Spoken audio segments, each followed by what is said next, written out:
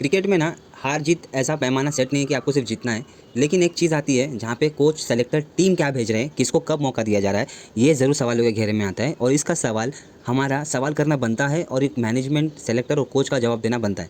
Ireland की जब series थी तो उसमें वैभव सूर्यवंशी को आप संजू सैमसन को अगर रेस्ट देकर भी आयरलैंड की सीरीज़ में वैभव सूर्यवंशी का डेब्यू भी करा देते और ये अगर परिणाम 2-0 का होता तो हर कोई ना डाइजेस्ट कर जाता ये फैक्ट कि चलो भाई आपने मौका दिया, यंगस्टर्स कुछ नए सेंसेशन आए हैं आईपीएल से, आपने उनको मौका दिया और वो मौके को भुना नहीं पाए। लेकिन आपने क्या किया, इंतजार किया। आप 2-0 से आयरलैंड से सीरीज़ हारते हो और वो सीरीज़ बैटिंग फेलियर नहीं था, उससे ज़्यादा बॉलिंग फेलियर था। आपने 2 मैच में 5 विकेट लेने के बाद आयरलैंड की टीम को 100 रन कंसीड किया है दोनों मैचेस में। आपकी बॉलिंग में आज दम नहीं नज़र आ रहा। आपने बॉलर्स वो सेलेक्ट करके लेके ही नहीं गए जिन बॉलर्स ने परफॉर्मेंस दिखाई थी आईपीएल में। आप लेके गए हैं आपके पसंदीदा बॉलर्स को जो आपको पसंद है, बस इसके अलावा आपने किसी बॉलर्स को लिया ही नहीं। जब इंग्लैंड की सीरीज़ आई आपने बैटिंग में संजू सैमसन को एक मौका दिया, लेकिन उसके अलावा और भी प्लेयर्स थे जिन्होंने परफॉर्म नहीं दिखाया, जिन्होंने परफॉर्मेंस नहीं करके दिखाया। आपने लेफ्ट हैंडर से भर दिया जोफ्रा आर्चर के सामने, जॉश टंग के सामने। जॉश टंग और जोफ्रा आर्चर टेस्ट सीरीज़ खेल रहे थे इंग्लैंड वर्सेज न्यूजीलैंड के खिलाफ। ये लगातार मैच खेल के आए हुए थे और टेस्ट सीरीज़ में काफ़ी बॉलिंग करते आए हुए थे। हिट द डेक बॉलर है, लेफ्ट हैंडर से अवे मूवमेंट कराते हैं और बहुत अच्छा बॉलिंग डालते हैं। ये उन लोगों का प्लान तो सेट था कि भाई इन्होंने इतने लेफ्ट हैंडर्स लेके इसलिए हमको जॉश टंग को लेने चाहिए, जबकि इनके पास टी20 आई के लिए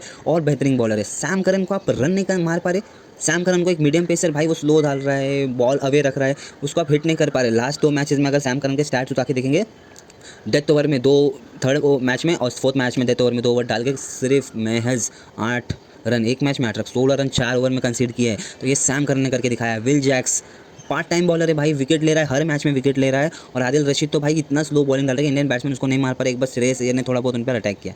आपकी बॉलिंग लाइनअप कर क्या रही है? पेस स्पिन होकर पेस से बॉलिंग डाल रहा है। विल जैक्स से भी नहीं सीख रहे भाई, वो बंदा पार्ट टाइमर है लेकिन वो स्लो बॉलिंग कर रहा है, वो छका रहा है बैट्समैनों को। आप क्या कर रहे हैं पता नहीं। वैभव सूर्यवंशी का डेब्यू गलत टाइम पे हुआ और जब डेब्यू उनका नहीं होना चाहिए था तो इंग्लैंड सीरीज़ भी होल्ड कर देते। जिम्बाब्वे की सीरीज़ आ रही थी उसमें उनको मौका दे देते। आपने उसके साथ भी नाइंसाफ़ी की है। आपने सीधा उनको जोफ्रा आर्चर के सामने खड़ा कर दिया और दुनिया को दे दिया, देखो वैभव सूर्यवंशी कर रहे हो। वो 15 साढ़े 15 साल का लड़का है। आपने उसको ज़बरदस्ती का टेस्ट में मैदान में कुदा दिया और उसके साथ ये नाइंसाफ़ी कर दी। चौथा मैच भी हम हार गए।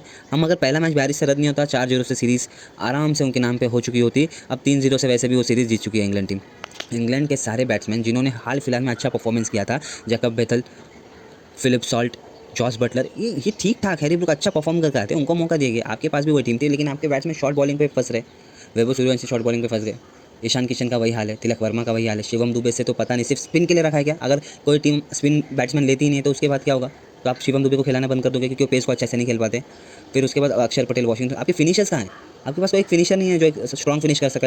18 ओवर में 150 रन थे, उसके बाद आपकी टीम 12 बॉल में सिर्फ 8 रन बना पाती है। तो ये कौन सा स्ट्रॉन्ग फिनिश? आपका फिनिशर कहाँ है? क्या सोचकर आपने ये टीम बनाई है? प्रसिद्ध कृष्णा को इतने मौके क्यों दिए जा रहे हैं? हर्षित राणा को तो बाहर किया, प्रिंस यादव को आपने मौका दिया। वॉशिंगटन सुंदर क्या कर रहे हैं भाई? आते आते रन खा रहे हैं। हैरी ब्रूक, ये लोग आराम से इनको मार रहे हैं। तो आपने क्या किया है? कहाँ पे इन्वेस्टमेंट किया जा रही है? क्या टीम की कंडीशन होते जा रही है?